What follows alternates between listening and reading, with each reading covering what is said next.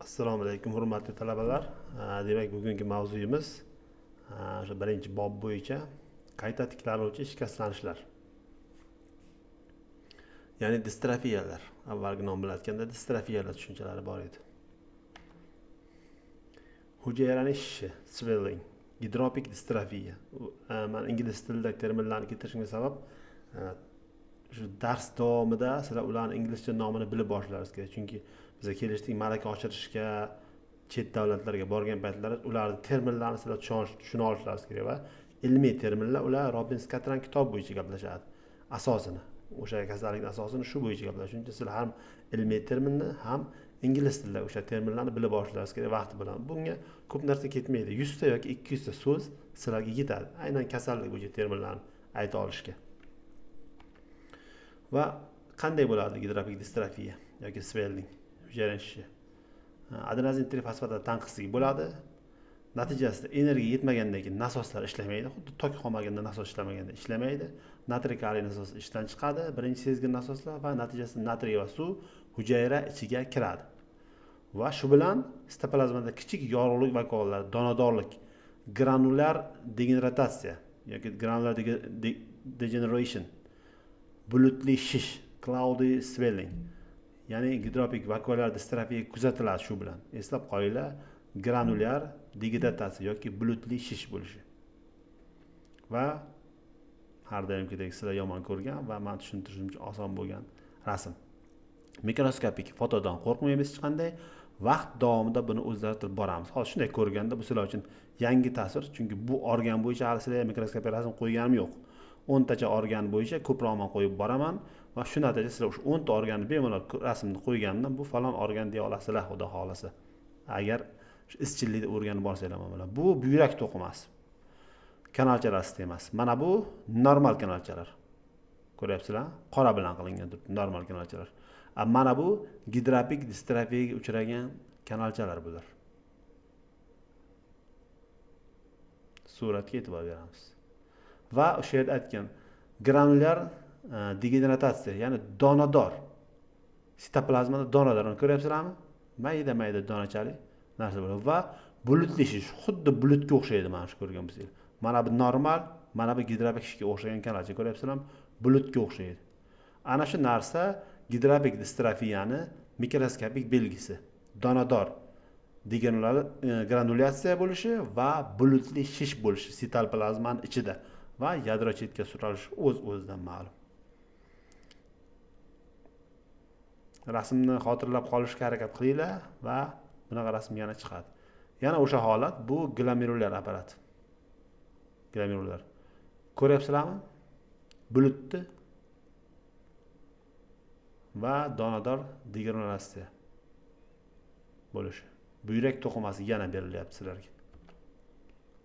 Va yana berilyapti buyrak kanalchalari normada, yuqorida va pastda ko'ryapsizlarmi? Sitoplazmada bulutli shish.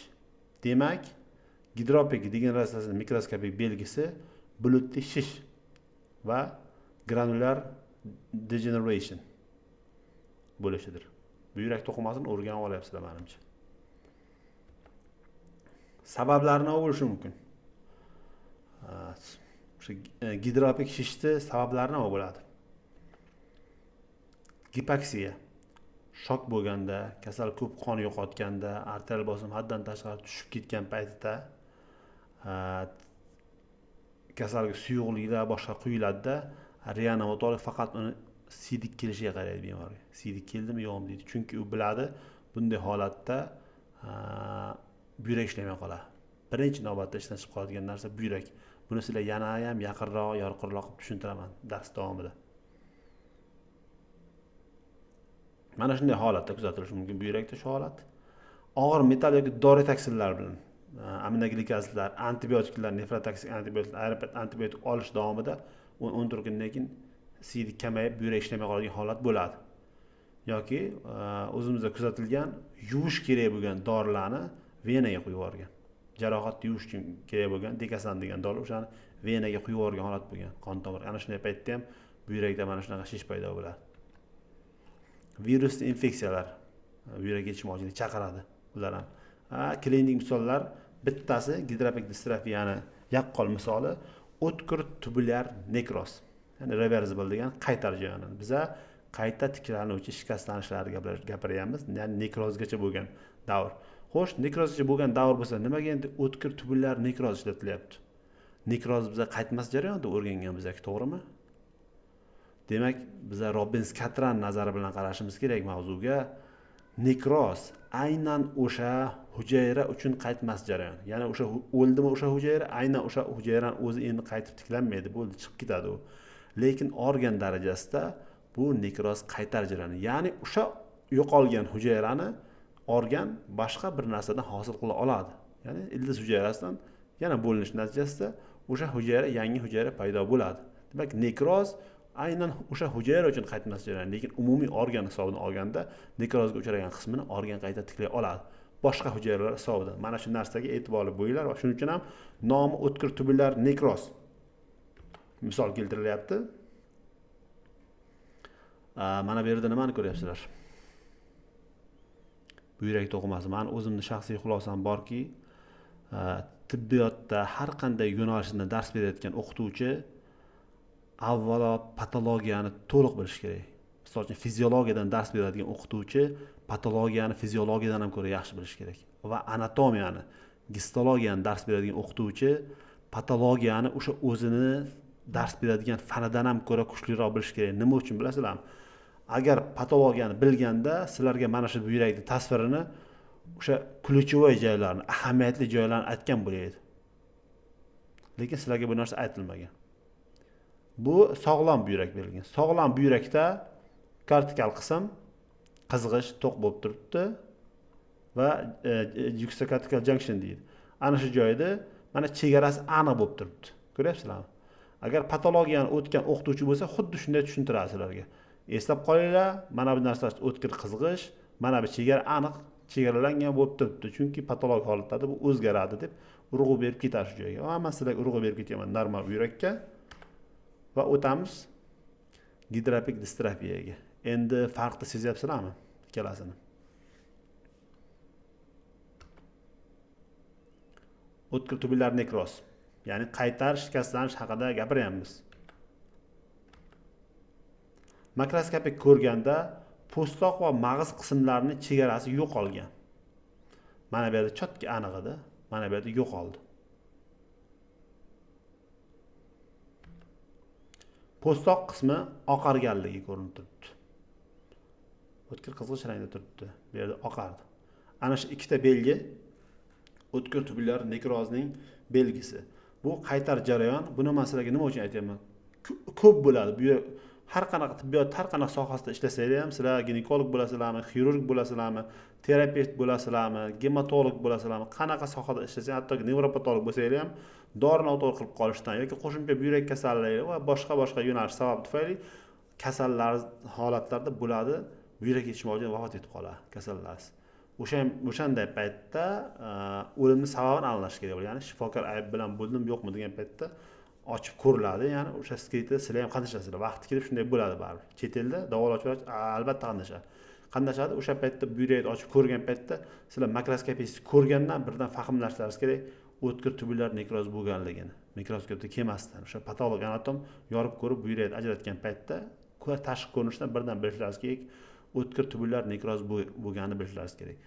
Men buni ahamiyatini yana ham to'xtalaman sizlarga. Nima uchun buni bilib qolishlaringiz kerakligini, fahmlay olishlaringiz kerak o'shanda.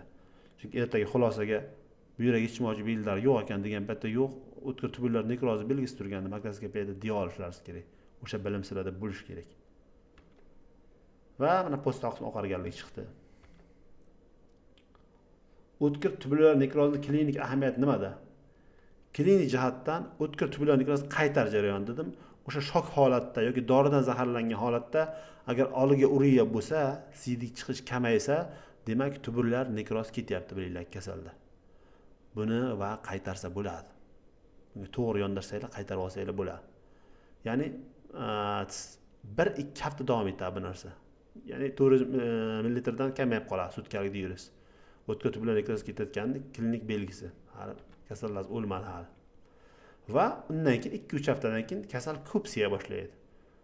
va kupsiya boshladimi? Demak buyrak ishlay boshladi.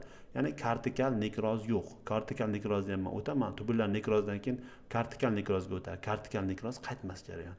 Tubulyar nekroz paytda sizlar diurezi kamayganini bildinglar, harakatlarni qilsanglar, 2-3 haftadan keyin ko'p siydik ajralsa, bo'ldi. Sizlar chiqarib oldinglar kasalni. Kortikal nekrozga o'tmadi va kasallar buyrak yetishmovchidan ketib qolish xavfi yo'q endi. Va siydikda donadar silindrlar bo'lishi ana shu tubulyar nekrozni belgisi. Algoriya bo'lgandan keyin siydik kamagandan keyin ham qonda azot qoldilar, o'lchan ham siydik tahlil beriladi. Siydik tahlil bergan paytda sizlar aytishlaringiz kerak vrach laborantga.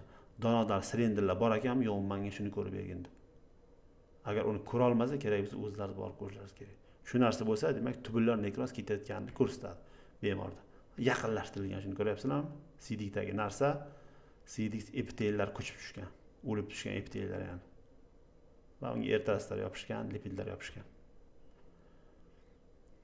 Qaytar jarayon ekanini mexanizmi nimada? Agar sizlar ekstrasellyular matrix degan mavzuyimni eshitgan bo'lsangiz, buni bilasizlar, eshitmagan bo'lsa o'sha mavzuni eshitinglar. Proliferativ jarayonlar EKM deb yozilgan turibdi. Nima uchun tubulyar nekroz qaytar jarayoni u? Kortikal nekroz qaytmaydi. Sababi bazal membranadan saqlanib qolish. Men aytganman, bazal membrana ahamiyati hujayraning o'zidan ham muhim. Agar bazal membrana zararlanmay qolsa, o'sha joyda ildiz hujayralardan yangi epiteliy chiqadi, kanalchalar qaytadan tiklanadi va shuni hisobidan oliguriya, poliuriya bo'lib, keyin kasal yaxshi bo'lib, buyrak yetishmovchilikdan chiqib ketadi. Naycha tiklanadi. Endi agar avtopsiyada o'lim bo'ldi bemorda, buyrak yetishmovchiligi tufayli o'lim bo'lgan va tubulyar nekroz topildi deylik. Tubulyar nekroz qo'ysa agar, bu nimani ko'rsatadi? Sizlar vaqtiga kasalga yordam qila olmagansizlar. Hali kortikal nekroz o'tmasdan turib kasal vafot etdi. Bu qaytar jarayondir. Qaytar jarayonni o'zida sizlar yetarli yordam ko'rsatmasizlar. O'sha jarayon keng bo'lganligi tufayli buyrakning hamma kanalchalari ketdi. Shunday ham yordam ko'rsatmasizlar va buyrak qayta tiklana olmadi. Ya'ni vaqtida kerakli yordam ko'rsatilmadi qaytar jarayon. Shuning uchun ham bemor vafot etgan bo'ladi. Agar kortikal nekroz topilsa agar, bu harakat qilgansizlar, lekin kortikal nekrozga o'tdi. Kortikal nekrozga o'tgandan keyin har qanaqa holatda ham buni qaytarish imkoniyati yo'q degan xulosa bo'ladi va sizlarga men yaxshi bitta rasm ko'rsataman. Mana bu narsa kortikal nekroz eslarga bo'lsin. Korteks qismi nekrozga uchragan.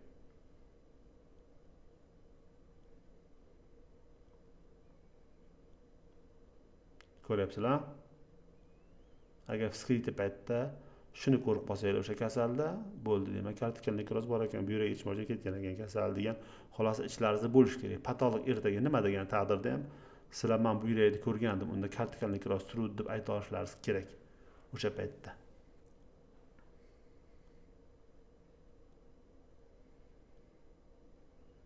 Va bugun biza distrofiyalarni, gidropik distrofiyaga boshqacha ko'z bilan qaradik.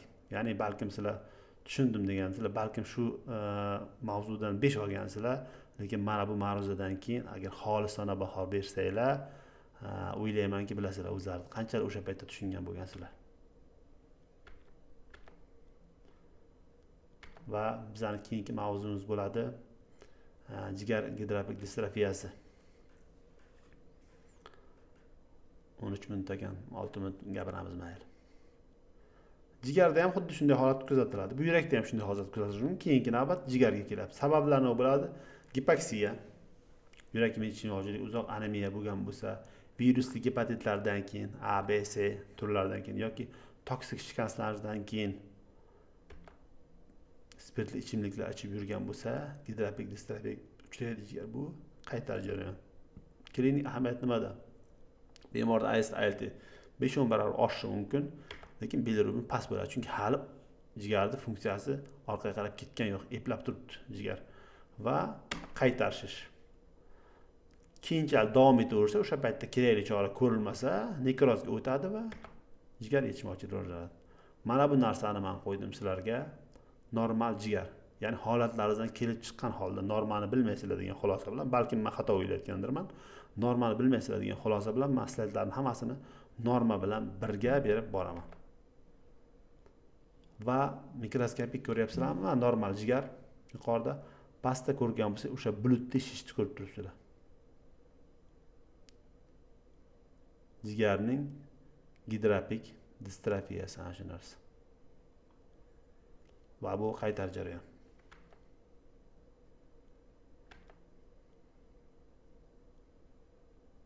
Jigar oqargan va shishgan. Va hujayra darajasida mana shunday ko'rinadi. Endi bu sxematik tasvirlanish. Va yog'li distrofiya mavzusini biz keyin davom ettiramiz. Shu joyda sizlar bilan xayrlashamiz. Sog' bo'linglar, salomat bo'linglar.